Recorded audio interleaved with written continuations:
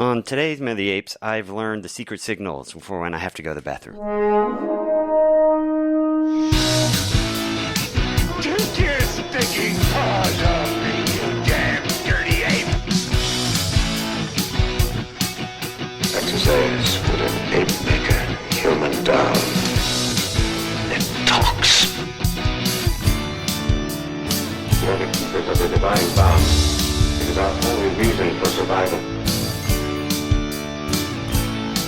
We are determined to know what the apes want, war or peace. The only good human is a dead human!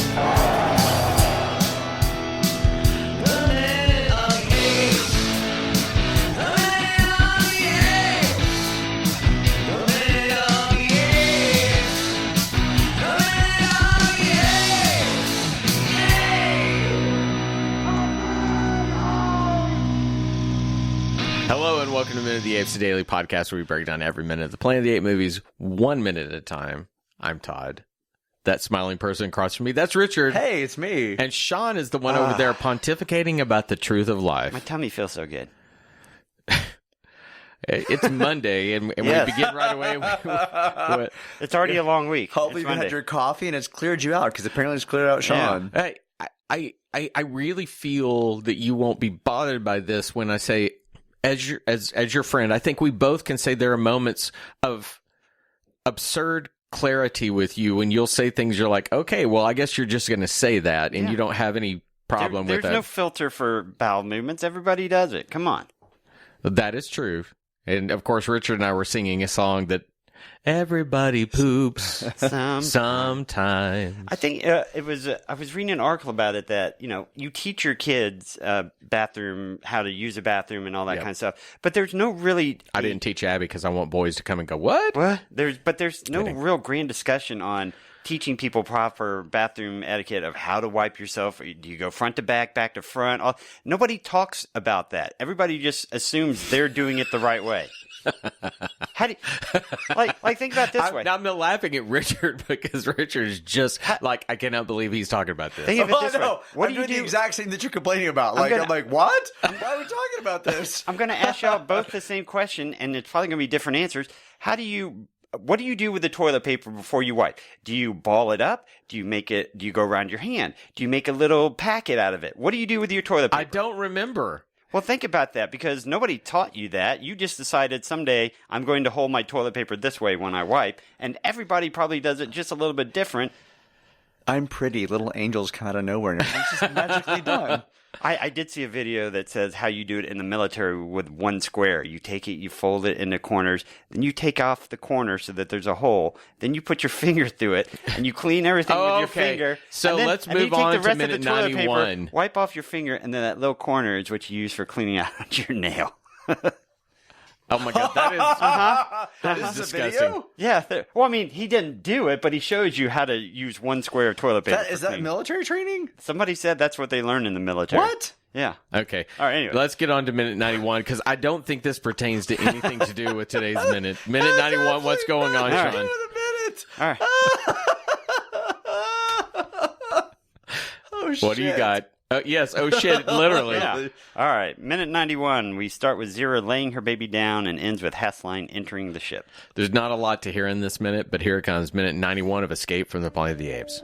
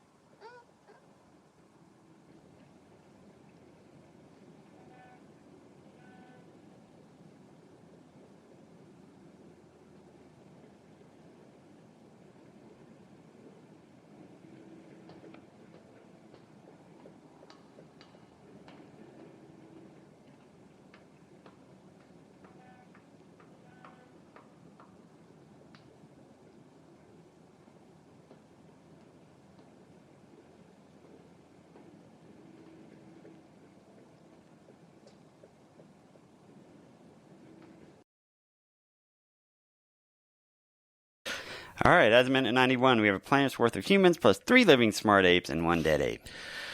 So we've got cross-cutting that I do think is interesting here with Otto looking for the apes, Corny looking for a clean space, and Zira and Milo looking to lay down and sleep. Yeah. This kind of gets to what I said before about the more things that you can have going opposed to one another, it creates more tension. They feed into each other. But there's not a lot that happens in this minute. The most interesting to me was as Hassline is now walking kind of the secondary plank or scaffolding to get to the actual ship that they're on. We have a shot of, they cut back to Zira and Milo. And Zira's asleep, and Milo actually looks up and he looks down as if he's noticing the footsteps coming. Like, that was probably the most poetic moment. The editor decided to pick that moment. And see, but I found that very moment, I agree with you. I hear those steps ringing out because when you listened to that minute today and you heard Otto's steps, some of those are undercut when we see that shot of Milo. That's an incredible cheat.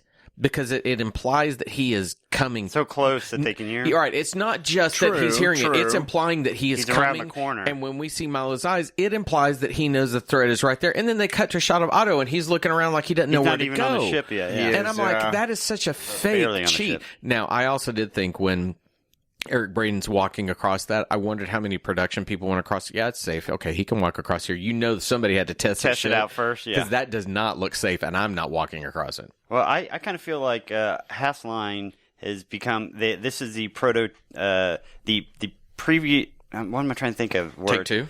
The prequel to It Follows is Hassline Follows because he strangely knows where they are and is just strangely walking on almost like a direct collision course to them, despite having no reason to know where they are. Yeah, it's. I said last week, I think Friday was a super short minute, but the more we get into this, I'm like, I don't know a whole lot what can be said about this minute because it literally is at least 23 seconds of just walking. So they went in and they decided to get all this coverage of let's walk here, let's walk up this, let's do that, and they're now cobbling it together, and it just looks kind of sloppy. Yeah, like where are they in context to where Hassline is?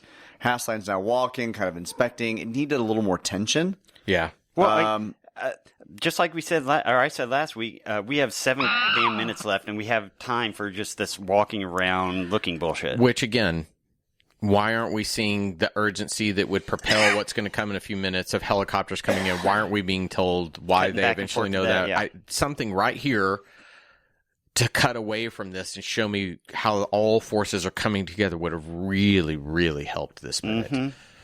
This is actually a really boring minute. I've played through it. I'm like, nothing happens. Nothing happens. People. The most action we get is Hassline getting aboard the ship that they're on, and baby Milo looking as if he's seeing danger because he hears Hassline, and then looking back at Zira, who's calm and sleeping. I mean, that's all we get. Yeah. All I kept thinking was, there are so many things that you can correlate to the creation of art, whether it be a song, if it's in a major key, is going to go to a relative minor so that it has different things where it goes through. If you're looking at film, David Lean said about Psycho, the most genius parts of Psycho were not the shower scene, but the 2 minutes before it that bored you to tears so that then you're lulled in.